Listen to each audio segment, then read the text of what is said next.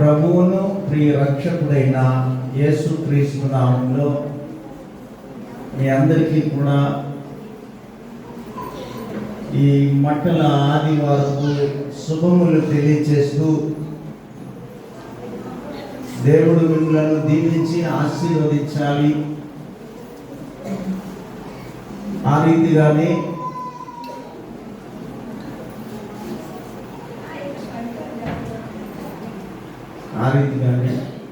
మౌనం ఉన్నాను. ఒక 20 నిమిషాలు లేదంటే 40 నిమిషాలు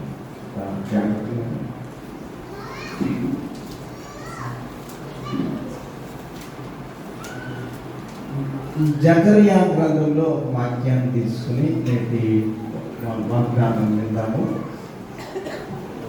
చూడండి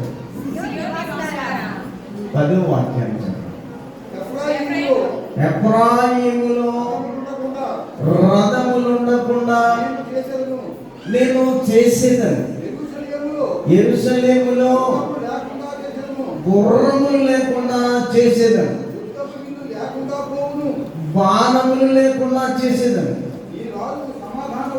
నీ రాజు సమాధాన వార్త అన్యజనులకు తెలియజేయును. సముద్రము నుండి సముద్రము వరకు, యూఫ్రటీస్ నది మొదలుకొని భూదిగంతముల వరకు అతడు యేసుక్రీస్తు ప్రభు ఏలునని వాక్యం తెలియజేస్తాం. యేసుక్రీస్తు ప్రభు ఏలును. అలాగే మరి 2వ లేఖనంలో కూడా మనకి ఇవ్వబడినటువంటి వాక్యాన్ని చదువుకుందాం. 11:2 మార్పు. మీ ఎదుటనున్న గ్రామమునకు వెళ్ళుడి, అందులో మీరు ప్రవేశింపగానే కట్టబడి ఉన్న ఒక గాడిద పిల్లను కనబడును. దాని మీద ఏ మనుష్యుడును ఎప్పుడును కూర్చుండలేదు.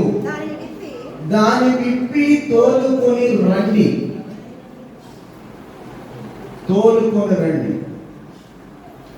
ప్రభునందు ప్రియమైనటువంటి ప్రియ దేవుని బిడ్డలారా, దేవుని వాక్యంలో రాయబడిన విధముగా సుమారు 485 సంవత్సరాల క్రితం జకర్యా వాడిన ఈ మాటలు, ఈ మాటలలో ఉన్నటువంటి అంతరార్థం, ఈ మాటల్లో ఉన్నటువంటి వివరణ ఏమిటి అని మనం ఆలోచన చేస్తే, మనము ప్రతిసారి సియోను కుమార్తెలారా సంతోషించుడి, సాత్వికుడు గాడిదనెక్కి మీ దగ్గరకు వస్తున్నాడని వింటూ ఉన్నాం. ఈ సమయంలో దేవుని వాక్యము ఎఫ్రాయిములో రథములు ఉండవు, రెండవది యెరూషలేములో గుర్రములు ఉండవు. ఈయన సాత్వికుడైనటువంటి రోజు కాలంలో యుద్ధములు ఉండవు. సముద్రం నుండి సముద్రం వరకును, యూఫ్రటీస్ నది మొదలుకొని భూదిగంతముల వరకు అతడు ఏలును. ఈ యూఫ్రటీస్ నది ఎక్కడ పుట్టింది? ఆదికాండము 1వ అధ్యాయంలో పుట్టింది.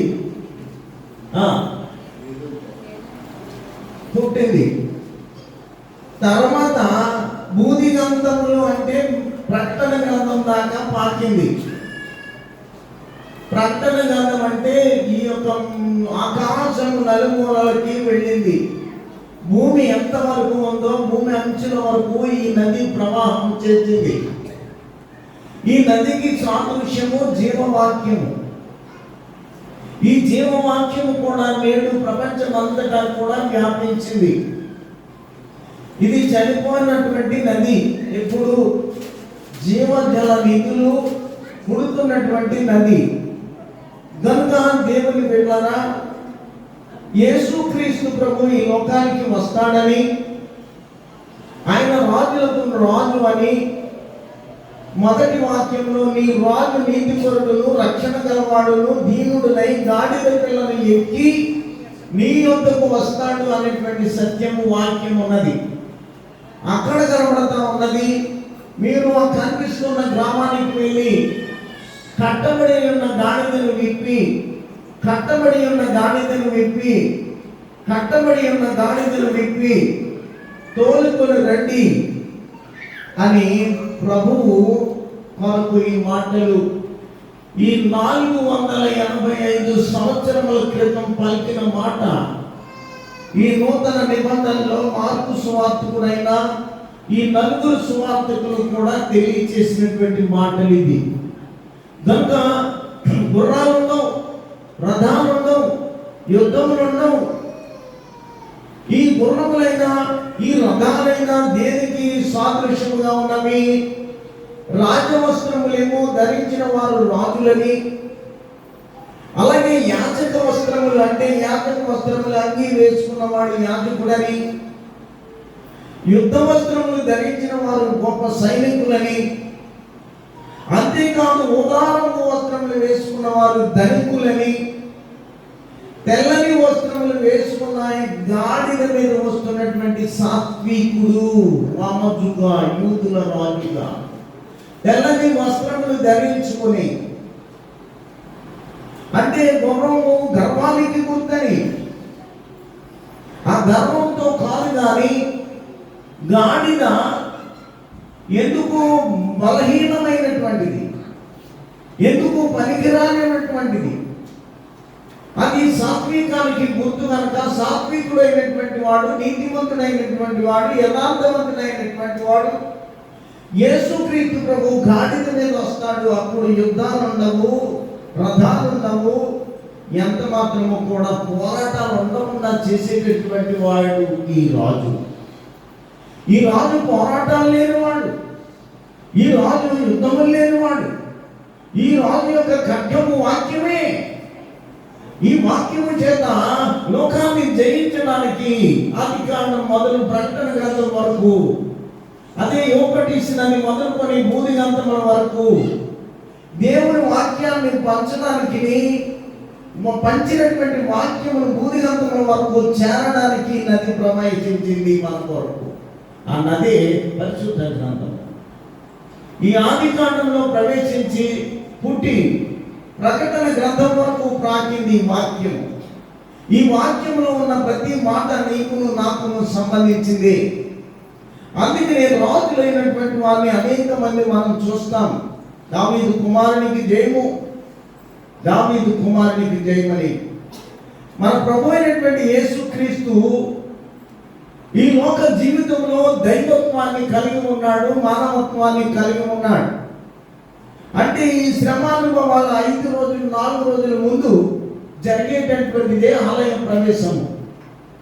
ఈ ఆలయ ప్రవేశం తదనంతరము యేసుక్రీస్తు అనేకమైనటువంటి శ్రమలు అనుభవించి, అనేకమైనటువంటి గాయాలు పొంది, తల మీద ముండ కిరీటాన్ని ధరిస్తాడని, చేతులలో కాళ్ళలో మేకులు ధరిస్తాడని, ప్రక్కలో గాయములు ధరిస్తాడని, ఒళ్ళంతా గాయాలు అవుతాయని, అది మానవాళి కొరకు, మానవాళి యొక్క రక్షణార్థమై ఇది జరుగుతుందనేటువంటి సత్యాన్ని లేఖనాలు చెప్పిన ప్రకారంగా జరుగుతున్నటువంటి సంగతి ఈ పరిశుద్ధ గ్రంథము మనకి తెలియచేసింది. ముందుగా 4-5 సంవత్సరాల క్రితమే జరిగినటువంటి ఈ సంఘటనలు మనం చూస్తా ఉన్నాం. క్రీస్తు శిష్యులైనటువంటి వారు విడిచిపెడతారు. సమస్తము కూడా ఆయన ఎన్నో శ్రమలు అనుభవిస్తారు. దానికి ముందు ఈ మట్టలాంటి వారు మనగా ఖర్జూరపు మట్టలు చేతపట్టుకొని రాజుల రాజు యెరూషలేము వస్తున్నాడని, యెరూషలేము యొక్క దేవాలయాన్ని పవిత్రపరుస్తాడని, వచ్చినటువంటి యేసుక్రీస్తు దేవాలయంలో ఏ రీతిగా ప్రవేశించాడో అదే రీతిగా నీ హృదయంలో, నా హృదయంలో ప్రభు ప్రవేశిస్తే నీవు ఆకాశము ఆక్రమింపి ఆశీర్వదించబడతావు. దేవాలయం ఏ రీతిగా శుద్ధీకరణ జరుగుతుందో అదే రీతిగా నీ యొక్క మనసు, హృదయము, అంతరంగము శుద్ధీకరణ జరుగుతుందనేటువంటి సాదృశ్యానికి యేసుక్రీస్తు దేవాలయంలో ప్రవేశించి పరిశుద్ధీకరణ చేసి ఉన్నారనేటువంటి సత్యాన్ని వాక్యం ద్వారా తెలియజేస్తా ఉన్నాను. ఈ వాక్యంలో మరి గుర్రాలకి, గాడిదనికి ఊరేగించినటువంటి వారిని, అనేక మందిని, గాడిది అనేకమైనటువంటి పర్యాయాలు పరిశుద్ధ గ్రంథంలో కనబడతా ఉంది. గాడిద సుమారు 140 సార్లు పరిశుద్ధ గ్రంథంలో గాడిద మాట వినబడింది. 140 సార్లు గాడిద మాటను పరిశుద్ధ గ్రంథంలో మనం చూస్తాం, ఎన్నోసార్లు. అయితే అబ్రహాము తన కుమారుణ్ణి బలివ్వడానికి తీసుకెళ్ళినప్పుడు గాడిద మీదే తీసుకెళ్ళాడు. అలాగే మంచి సమరయుని యొక్క కథను మనం చూస్తే అతని యొక్క గాడిదను కూడా దోచుకున్నట్లుగా మనం చూస్తాం. అందుకనే బిలాము యొక్క గాడిదను మనం చూస్తాము. దేవుడు మాట్లాడితే బిలామును ఎదిరించింది, మాలాపురాలకు నుండి మాటలన్నీ తప్పించింది. అలాగే లోక పాపములు మోసినటువంటి యేసుక్రీస్తును కూడా ఈ దినము మోసుకొచ్చింది శ్రేష్టమైన గాడిద. ఈ గాడిదకు సాదృశ్యము నీవు, నేను, మన అందరము ఉన్నాం. గాడి ఎంత బలహీనమైనదో, ఎంత లోకానికి వ్యతిరేకమైనదో, మనసు, మన యొక్క హృదయములు, మనము కూడా దేవుని యొక్క బలహీనతలు మనలో కనబడతా ఉన్నాయి. అందుకనే దేవుని బిడ్డలారా, ఇక్కడ కొంతమంది రాజులను మనం చూస్తే ఇక్కడ బిలాము యొక్క గాడిద ఉన్నది, ఇస్సాకును మోసినటువంటి కర్రలు, కట్టెలు మోసిన గాడిద ఉన్నది, అదే రీతిగా మంచి సమరయులను మోసినటువంటి గాడిద ఉన్నది. ఇంకనూ అనేకమైనటువంటి సందర్భాలు మనం చూస్తా ఉన్నాం. కనుక దేవుని ప్రియమైనటువంటి బిడ్డ, నీ జీవితము, నా జీవితము ఈ గాడిదకే పోలి ఉన్నది. గాడిదకు విలువ లేదు. విలువ లేనటువంటి గాడిదకు మంచి విలువనిచ్చాడు యేసుక్రీస్తు. కాబట్టి ఈ గాడిద యేసుక్రీస్తును అంగీకరించినట్లుగానే, గాడిద యేసుక్రీస్తును మోసినట్లుగానే, చిన్నోళ్ళైనా పెద్దోళ్ళైనా యేసుక్రీస్తు ప్రభువును అంగీకరిస్తే నీకు గొప్ప ధన్యత వస్తుంది. ఈ దినము యేసు ఆలయ ప్రవేశము అనే మాటను మీకు కొన్ని విషయాలు విషదపరచాలనేటువంటి సత్యాన్ని వాక్యంలో తెలియజేస్తా ఉన్నాను. మన అందరము కూడా ఉదయకాలము మేమందరము మరి ఈ నగర సంకీర్తన చేశాం. దాంతోపాటు ఆలయంలో ప్రవేశించిన మనం కూడా ఒక మాట చెప్తే బాగుంటుందేమో అని నా ఉద్దేశం. ఆ మాట చూడండి ఒకసారి. మార్క్స్ వార్తలోనే మీరు చెప్పండి, స్తుతింపబడును గాక అని మీరు చెప్పండి. నేను మిగిలిన వాక్యం నేను చెప్తాను. దయచేసి ఒకసారి ఆలయంలోకి ప్రవేశించిన ప్రభువుని ప్రేమపూర్వకంగా ఆహ్వానిద్దాం. లేచి నిలబడండి. నేను జయము జయమనే మాట రెండోసారి చెప్పండి. మొదటిసారి స్తుతింపబడును గాక అని చెప్తాము. అందరము ప్రారంభిస్తున్నాం. ప్రభు పేరట వచ్చు రాజు, ప్రభు పేరట వచ్చి రాజు. అందరూ అంటున్నారా? అంటారు అనమాట. అనండి. ప్రభు పేరట వచ్చి రాజు. మీరు వీధికి రాలేదు కాబట్టి ఇక్కడ పలికిస్తున్నారు. అది అవునా కదా? ప్రభు పేరట వచ్చి రాజు, ప్రభు పేరట వచ్చి రాజు, ప్రభు పేరట వచ్చి రాజు.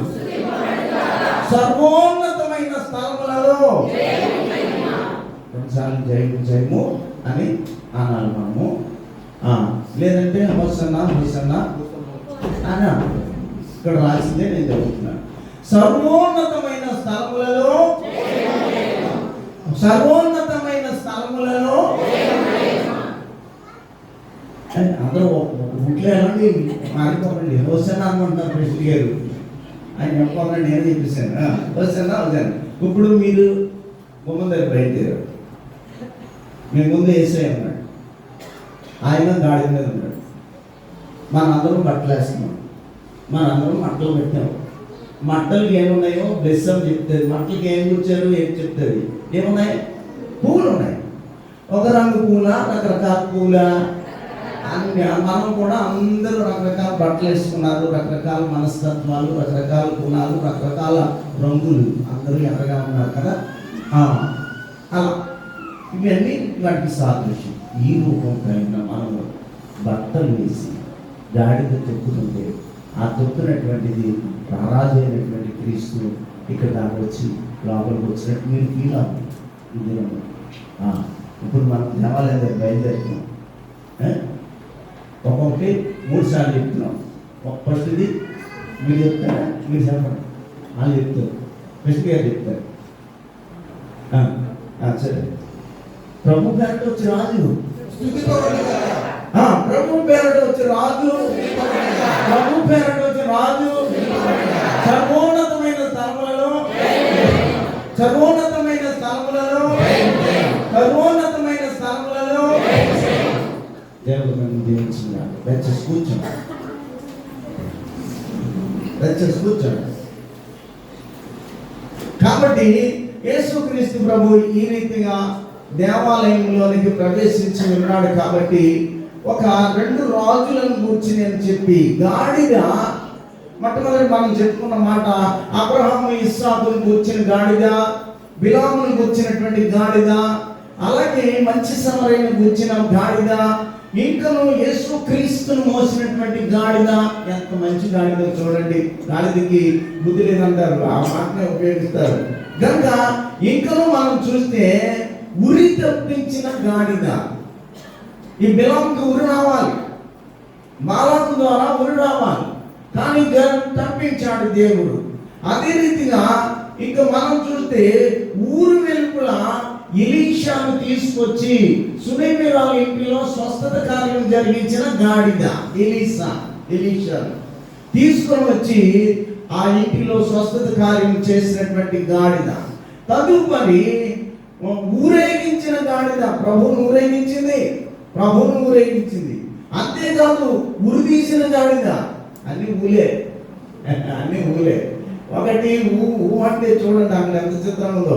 ఉరి తప్పించింది బిలామును, తర్వాత ఊరేగించింది యేసేను, తర్వాత ఉరి తీసింది ఎవరినండి? పోగా చెప్పానగా. అబ్షలోము చక్కని వాడు, అబ్షలోము ఎంతో సుందరవాడు, అబ్షలోము ఎంతో ఈ యొక్క తలంతగా ఉంగరాలుతారా. నేను కూడా మర్చెట్టుకని వెళ్తే అలా ఉండిపోతానేమో.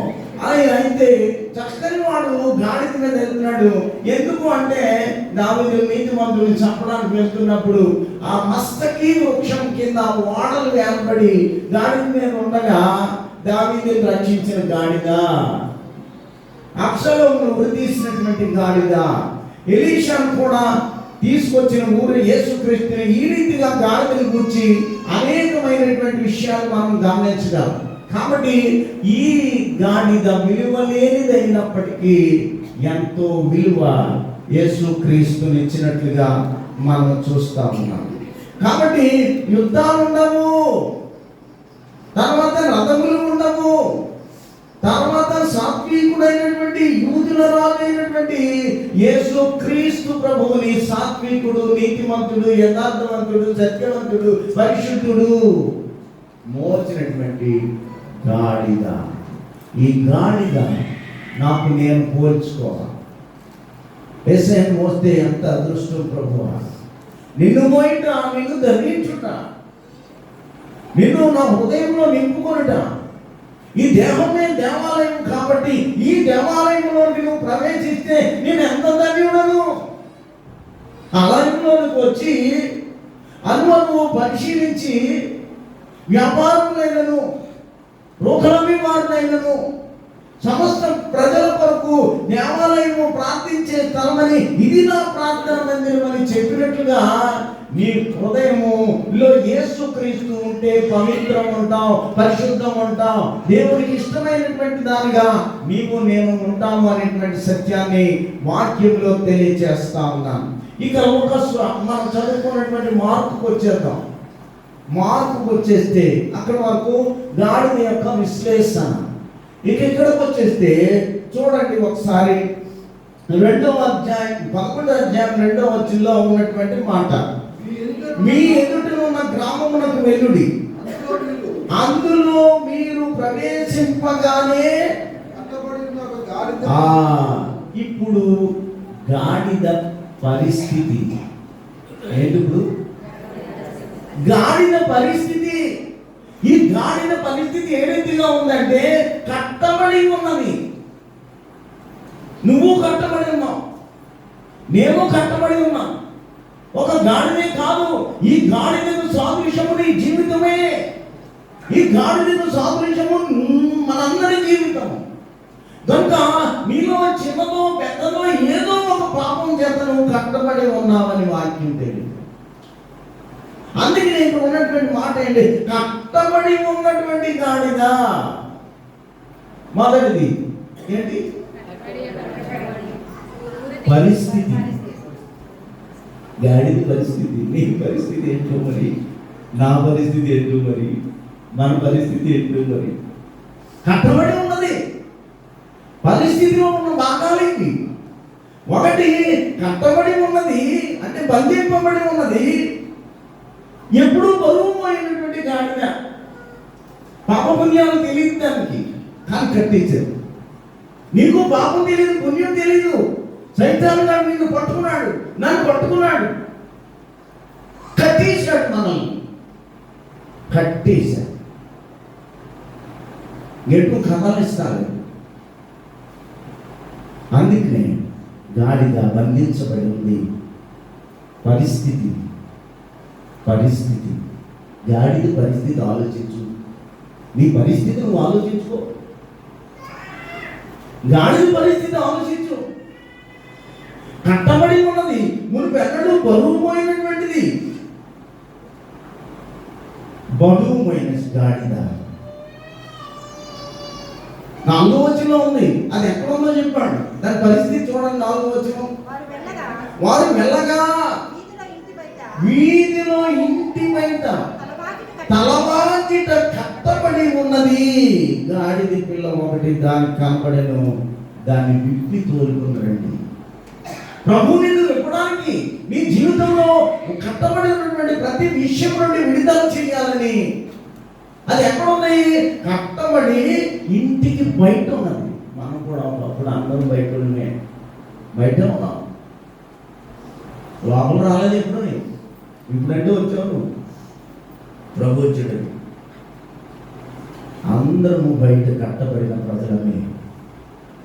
అందుకనే పౌలు గారు చెప్తాడు, ఎఫెసీ పత్రిక 2వ అధ్యాయం 12వ వచనంలో పౌలు గారు ఎవరెవరు కట్టబడ్డారో, మీలో ఎవరున్నారో అన్నీ అక్కడ రాయబడతారు. ఎలాంటి వాళ్ళు అంట? మీరు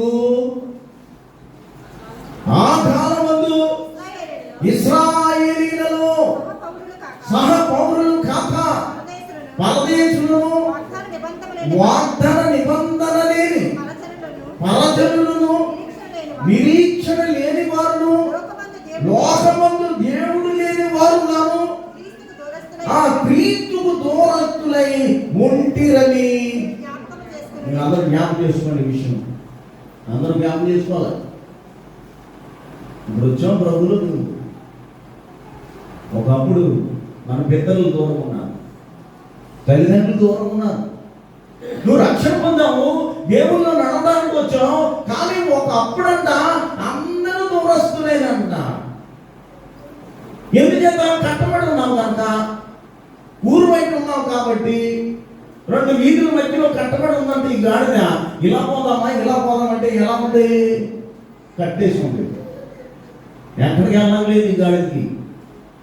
ఇలా పోదామా అని ఈదికి మధ్యలో కట్టేసి ఉంది. ఒక ఈది ఉంటుంది, ఒక ఈది ఉంటుంది. ఈది ముందు ఒక బొమ్మ ఉంది, ఆ బొమ్మ దగ్గర ఇలా పోదామంటే కట్టేసి ఉంది, ఇలా పోదామంటే కట్టేసి ఉంది, వాంకు వచ్చేద్దామంటే కట్టేసి ఉంది. పాపపు కట్టుల చేత కట్టబడి అన్నాడు ఆయన. సహపౌరులు కాక మీరు పరదేశులను, పరవాసులను, పరజనులను. నేను మాట్లాడలేదు. దేవుడు లేని వారుగా క్రీస్తుకు దూరంగా బ్రతుకుతున్నాం. మనం బ్రతికాము. ఇప్పుడైతే ప్రభు పిలిచాడు, ఆయన వచ్చాడు, నువ్వు నేను వచ్చేసాను. ఇది కట్టబడిన గాడిద పరిస్థితి. రెండవది ఏమిటంటే ప్రత్యేకత. ఒకటి పరిస్థితి, రెండు ప్రత్యేకత. ఈ ప్రత్యేకత ఏమిటి? ప్రభు నిన్ను కావాలన్నాడు. కట్టబడి ఉన్నటువంటి ఆ గాడిదకి ఏం చెప్పాడు? మీరు ఎవరిని తోడ్కొచ్చేయండి. ఈ దినం నిన్ను నన్ను కోరుకున్నాడు, గాడిదని కోరుకండి. ఇక్కడ ఉన్నది చెప్తాను, బయటికి వెళ్తలేదు, వెళ్తే చాలా పొడి అయిపోతుంది. అందుకు కాబట్టి ఆ గాడిదకు ఉన్న ప్రత్యేకత అంటే గ్రామంలో ఆ గాడిదనే కావాలనుకున్నాడు ఆయన. 3 గాడిదలు ఉన్నాయండి బయట, చాలా గాడిదలు ఉంటాయి, చాలా గాడిదలు ఉంటాయి. కానీ అన్ని గాడిదలు పిలిచాడా? నన్నే పిలిచాడు ఆయన. తర్వాత మేము పిలిచాడు. గాడిదంటే నవ్వుతుంది కానీ అది ఎంతో విలువైనది, అది ఎంతో శ్రేష్టమైనది, అది ఎంతో మూలపరమైనది. యేసును మోసే ధన్యత గాడిద దొరికిందండి. ఎవరికైనా దొరికిందండి? ఆ పక్క ఇదిలో గాడుంది, ఈ పక్క ఇదిలో గాడుంది, ఆ పక్కన ఇంటి కొండ మీద గాడుంది, కింద గాడుంది, అన్ని గాడులు బయట తిరుగుతున్నాయి. కానీ దేవుడు మిమ్మల్ని పిలిచాడు, నన్నే పిలిచాడు. ఈ సంఘంలో కూడుకోండి, నన్ను ముందు కూర్చి నన్ను కూర్చి మాట్లాడుకోండి, మీ కొరకు నేను గాడి ఎక్కి ఇంటికి వస్తాను. అలాగే వచ్చాడు. వేళ వచ్చాక నేను పొందాలి కదా ఆశీర్వాదం, దేవుని ఆశీర్వాదం పొందాలి. అందుకనే కట్టబడిన గాడిద, కొట్టివేయబడిన గాడిద, నలిగిపోయిన గాడిద, పనికిరాని గాడిదను ప్రభు ఎక్కాడు, వచ్చాడు. సమస్తము ఆయనకు ఎంతో జయము జయము జయము జయము, హోసన్నా హోసన్నా అనేటువంటి మాటలు మనం చూస్తాం. కాబట్టి అన్ని గాడిదలను కోరుకున్నట్లుగానే ఈ దినము నిన్ను నన్ను కోరుకున్నాడు ప్రభు. కట్టబడిన గాడిని తోలుకుంటాడు అన్నట్లుగా ప్రభు సన్నిధిలో నువ్వు ఉన్నావంటే, సహపౌరులుగా ఉన్నప్పుడు దేవుని మాటలు నీ ఇష్టానుసారంగా పరదేశుగాను, పరవాసులుగాను, పరజనులుగాను, దేవుని మాట వినలుగాను మనం కట్టబడి ఉంటే ప్రభు ఇక్కడ పెట్టి. 3వది ప్రాయశ్చిత్తం. 1 2 3 చెప్తున్నాను. కాబట్టి ఈ ప్రాయశ్చిత్తం ఏంటి? ఈ గొర్రెల కొరకు, ఈ గాడిదల కొరకు ప్రభు అనే గొర్రెలు వచ్చి కట్టబడి ఉన్న నిన్ను నన్ను విడిపించి ప్రాయశ్చిత్తం. ఈ గాడిదకి ప్రాయశ్చిత్తం కావాలి. ఎవరిస్తారు ప్రాణం? గాడిదని ఎవరు లెక్క చేయడు. ఈ రోజు వీధిలో నీ గౌరవం ఉందంటే, ఇంటిలో గౌరవం ఉందంటే, సంఘంలో గౌరవం ఉందంటే, లోకంలో గౌరవం ఉందంటే, వ్యక్తిగత జీవితంలో ఆశీర్వాదం ఉందంటే, నీ పిల్లలకైనా, నీకైనా, నీ కుటుంబానికైనా, నీ ఉద్యోగ జీవితమైనా నువ్వు ఎక్కడ పెడితే అక్కడ ఎంత విలువ ఉందంటే, ఈ గాడిద బ్రతుక్కి బదులు యేసుక్రీస్తు బలి అయిపోయాడు. అక్కడ ఉంది. ఎక్కడ? ద్వితీయోపదేశకాండంలో అంతా ఉంటుంది. మీరు చదివితే ఏమని ఉంటుంది? ఏది అపవిత్రమైనది, ఏది పవిత్రమైనది, ఏది పరిశుద్ధమైనది, ఏది అపరిశుద్ధమైనది, ఏది తినాలి, ఏది తినకూడదని అక్కడ ఉంటుంది. అందులో ఈ గాడిద ఉంటుంది. దాని జోలికి వెళ్ళకండి, అస్సలు దాన్ని మీరు ముట్టుకోకూడదు, దగ్గరకు రాకూడదు. గాడిద దగ్గరకు రాకూడదు అసలు, అది అపవిత్రమైనది. జంతువులన్నీ వస్తాయి కానీ ఈ గాడిద మాత్రం పనికిరాదు. ఎక్కడో మేస్తూ ఉంటుంది, వదిలేస్తారు. దాన్ని పట్టించుకోరు, ఎవరు పట్టించుకోరు. అందుకే ద్వితీయోపదేశకాండం 14వ అధ్యాయంలో ఆ గాడిద గురించి అన్నీ రాయబడి ఉన్నాయి. అయితే అపవిత్రమైన జంతువులలో గాడిద ఒకటి.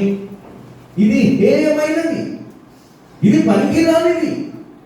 అయినా దేవుడు పనికొచ్చే దాన్ని ఏం చేశాడు? తనకు వాహనంగా ఉపయోగించుకున్నాడు.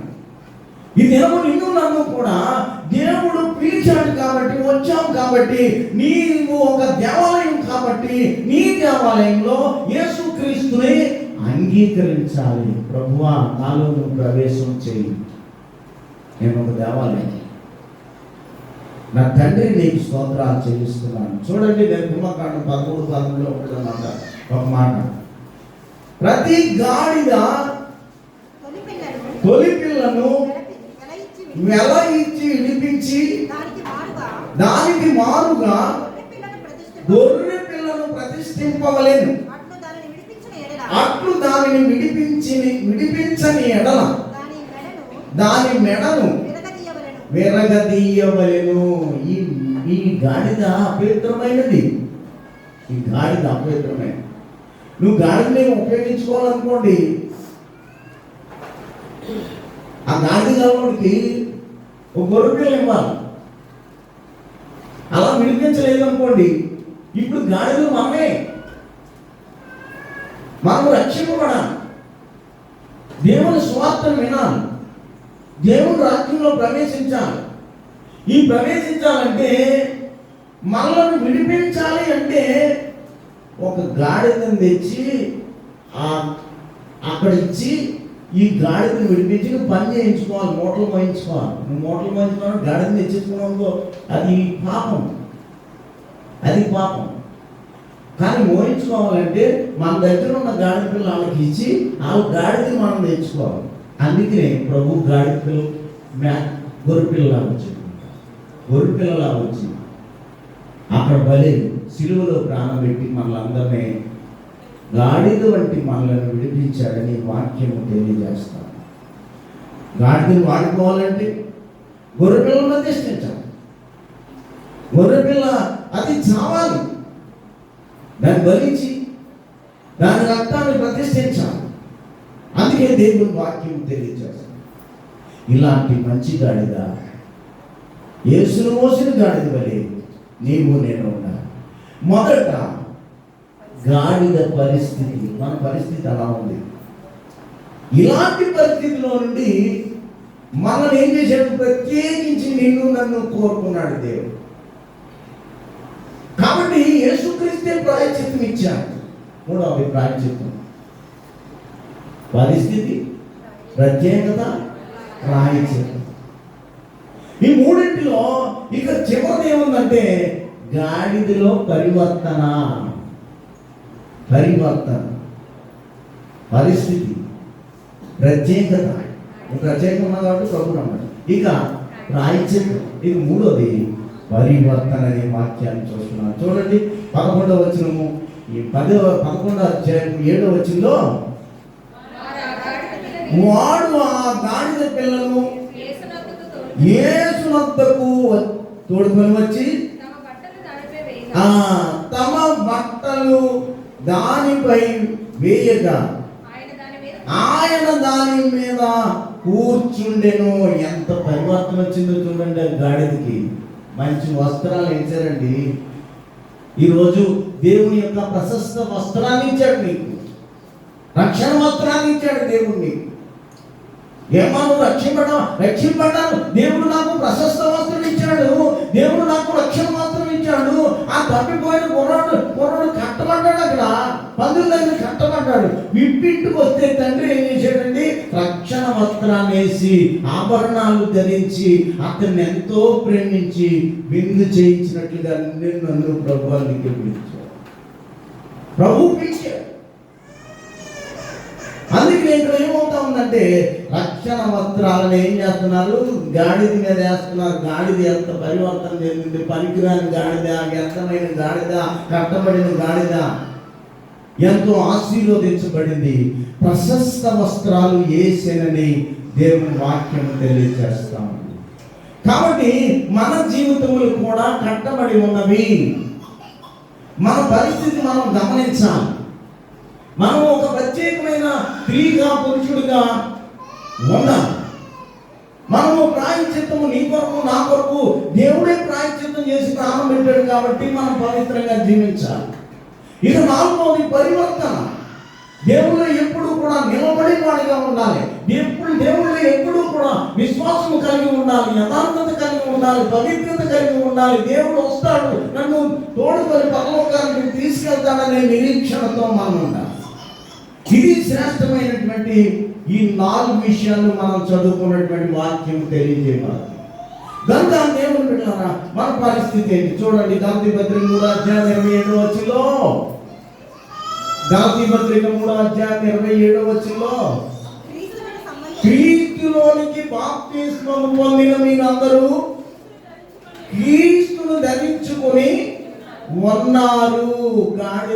గాడిద వచ్చిన వెంటనే దాన్ని చూశారు, బట్టలు వేసారు. బట్టలు ఎంత ధన్యత అండి! పూల మీద నడుస్తుంది, వస్త్రాల మీద. ఎవరి వస్త్రాలు వాళ్ళే. వారికి ఉన్నటువంటి గర్వాన్ని వదిలిపెట్టాను.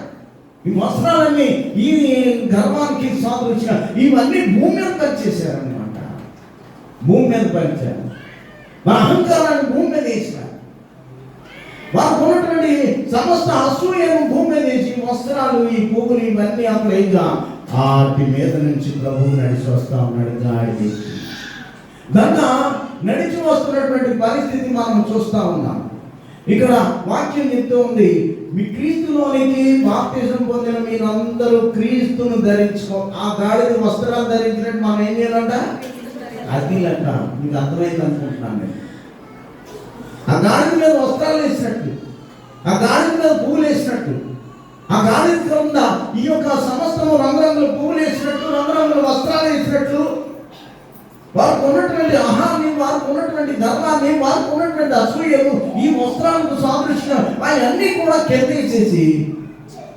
వేసిన తర్వాత వేసినటువంటి వాటి మీద వారు నడుస్తూ ఉన్నాడు. అందుకే అంటాడు, ఎఫ్రాయిములో రథములు ఉండవు, గాడిద మీద వేసే వస్తున్నాడు.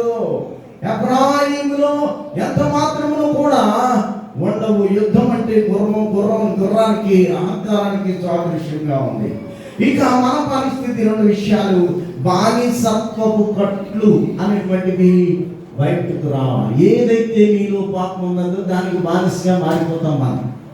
బానిసత్వపు కట్లు, ఈ కట్ల నుండి బయటికి రావాలి ప్రతి మనిషి కూడా. మనమైతే దేవుని సన్నిధానానికి వచ్చాం, ఆ కట్లను విప్పుకొని గాడిద వలె లోపలికి వచ్చేసాం. ఇంకా కట్టబడి ఉన్నారు అనేక మంది. చూడండి వాక్యము 2వ వచనంలో మనం చూస్తాం కదా, మీరు ఎదుట ఉన్న గ్రామంలోకి వెళ్ళి అందులో మీరు ప్రవేశింపగానే కట్టబడి ఉన్న ఒక గాడిద పిల్ల కనబడుతుంది. దాని మీద మనుషుడు ఎప్పుడు కూర్చుండలేదు, దాన్ని విప్పి తోలుకొని రండి అని చెప్పి వాక్యం ఉంది అక్కడ.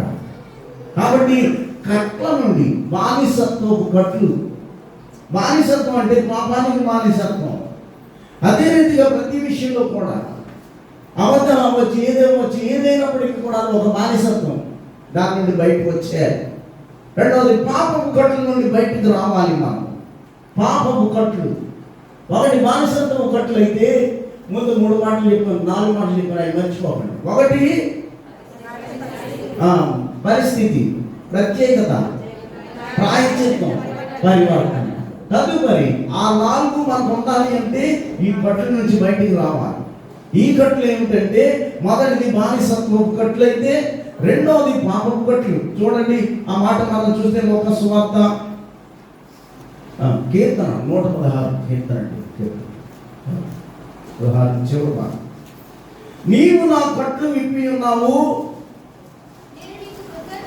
నేను నీకు కృతజ్ఞతార్పణ అర్పించేదనని మాట్లాడాలి. దేవుణ్ణి అడగాలి, తండ్రి నాలో ఏ కట్లయితే చేత నేను కట్టబడ్డాను వాటి నుంచి నన్ను విడిపించి తండ్రి అని ప్రార్థన చేయాలి. బానిసత్వం కట్ల నుండి బయటకు రావాలి, పాపపు కట్ల నుండి బయటకు రావాలి. ఈ దురాలోచనలు పెట్టి దెయ్యపులు ఉంటాయి, దెయ్యపు కట్లట, ఆ కట్ల నుండి బయటకు రావాలి. ఇలాంటి అన్నీ కూడా వెంబడించి బయట తిరుగుతున్న ప్రజలు, మనం తిరుగుతూ యేసుప్రభు వస్తాడని లోపలికి వచ్చిన వారు, విప్పబడిన వారు మనము, వారు కట్టబడిన వారు. వారిలో ఉన్నటువంటి గుణగణములను గురించి మాట్లాడుతాం.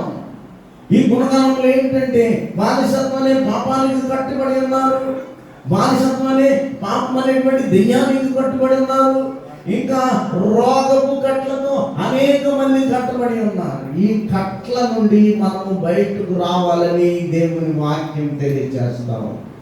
కాబట్టి మనము ఒకసారి మన పరిస్థితి ఏంటి, ఒక్కసారి మన ప్రత్యేకత ఏమిటి, ఒక్కసారి మన ప్రాయశ్చిత్తం ఎవరు చేశారు నీ కొరకు, అది ఆ ప్రాయశ్చిత్తం గురించి ఆలోచన చేయాలి. ఇక మూడోది పరివర్తన అనేటువంటిది. గాడిద వలె బట్టలు వేసినట్లు, పూలు జల్లినట్లు ఎవరికి లేని ధన్యత నాకు వచ్చిందని నువ్వు గర్వించాలి. పరివర్తన నీకు నాకు వచ్చింది. ఈ దినం రోడ్డు మీద వస్తున్నామంటే ఎవరంటారు, ఇదిగో దేవుడి గుడికి వెళ్తున్నాడు, ఆమె దేవుడి గుడికి వెళ్తుంది. ఎంతటి పరివర్తన! ఈ కట్టబడినటువంటి నిన్ను దేవుడు విప్పాడు, గాడిద వలె నిన్ను నన్ను రక్షించాడు అనేటువంటి సత్యాన్ని వాక్యం ద్వారా మనం తెలియవలసినటువంటి ఆవశ్యకత ఉన్నది. లోక సువార్త 13 అధ్యాయం 16 వచనంలో 18 ఏళ్ల నుండి సాతాను చేత బంధింపబడిన అబ్రహాము కుమార్తె అయిన ఈమె విశ్రాంతి దినమందు ఈ కట్ల నుండి విడిపింపదగదా. చూడండి, ఒకసారి ఆదివారం నాడు గాడిదెళ్ళి గుంటలో పడిపోయింది. గాడిదెళ్ళి గుంటలో పడితే వాళ్ళందరూ అన్నారు, ఈ పరిశుద్ధ దినాన్న విశ్రాంతి దినము ఆ గోతులో పడినటువంటి గుంటలో పడినటువంటి గాడిదను విడిపించవచ్చా? యేసు ప్రభువు అడుగుతున్నారు వీళ్ళందరూ కూడా. అయ్యో, ఆ గుంటలో పడినటువంటి గాడిదను ఈ విశ్రాంతి దినమును విడిపిస్తున్నాం. ఇదిగో ఈ దెయ్యం పట్టినటువంటి 18 సంవత్సరాల నుంచి దెయ్యం పట్టినటువంటి స్త్రీని ఈ పునరుద్ధాన దినమును నువ్వు స్వస్థపరచవచ్చా? ఆదివారం స్వస్థపరచవచ్చా? అది ప్రభు కానీ ప్రభు చెప్పాడు, రేపు మళ్ళా వచ్చి తీయడానికి ఆ గుంటలో పడ్డ ఆ గాడిద ఏమవుతుందండి? చనిపోతుంది. రాకపోతే ఇంకేం ఉపయోగమే ఉంది? నువ్వు రక్షించే ఉపయోగమే ఉంది. రక్షింపబడిన తర్వాత ఒకవేళ ప్రాణం పోతే దేవుని సన్నిధానం వెళ్తుందని వాక్యం మార్చి 5వ అధ్యాయం 4వ వచనంలో కూడా దేవుని మాటను చదువుతున్నాము. చూడండి, గెరాసేనటువంటి ఊరిలో దురాత్మ ఒకటి ఉన్నది. పలుమార్లు వారిని కాళ్ళకును చేతులకును సంకెళ్ళు వేసి బంధించినను వాడు ఆ చేతి సంకెళ్ళు తెచ్చి కాళ్ళ సంకెళ్ళు తుత్తిరీలుగా చేసిన కనుక ఎవడను వాడు సమాధానపరచలేకపోయినని వాక్యం తెలియజేయాలి. స్వాదుపరచలేకపోయినట్టే సమాధానపరచలేకపోయాడు. అనేకమైన కట్ల చేత లోకం ఉన్నది. కట్టబడి ఉన్న ప్రజలు ఉన్నారు. ఆ కట్టబడిన ప్రజల కొరకు నేను ప్రార్థన చేయాలి. వారి పరిస్థితిని మనం గమనించాలి. వారికి ఒక ప్రత్యేకత ఇవ్వాలి. వారి యొక్క ప్రాయశ్చిత్తం క్రీస్తు అని చెప్పాలి. వారికి కూడా పరివర్తన వచ్చేలాగా మనం కూడా చెప్పాలి. ఈ 4 మాటలు ఈ గాడిదకు సాదృశ్యముగా ఉన్నాయి.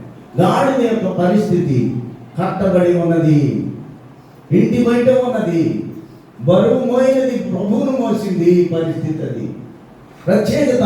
ఆ గాడిదే నాకు కావాలి, మీరు ఎలాంటి కట్టబడి ఉంది, నా పేరు చెప్పండి వదిలేస్తారు. ప్రభు చెప్పాడు. కాబట్టి నిన్ను నన్ను కోరుకునేవాడుగా, ప్రభువుని అంగీకరించిన వాడుగా మనం ఉండాలి అనేటువంటి సత్యాన్ని, అది ప్రత్యేకత అయితే, ప్రాయశ్చిత్తం అయితే, నీకు నాకు పరివర్తన రావాలి, ప్రభువులో ఉండాలి. ప్రభు కొరకు మంచి గాడిదను పోలిన వారమై ఈ లోకంలో జీవించాలి. అట్టి కృప పరిశుద్ధాత్మ దేవుడు నీకును నాకు అనుగ్రహించును గాక. ఆమేన్. గాడిదనేనయ్యా, తెమ్మి గాడిదనేనయ్యా,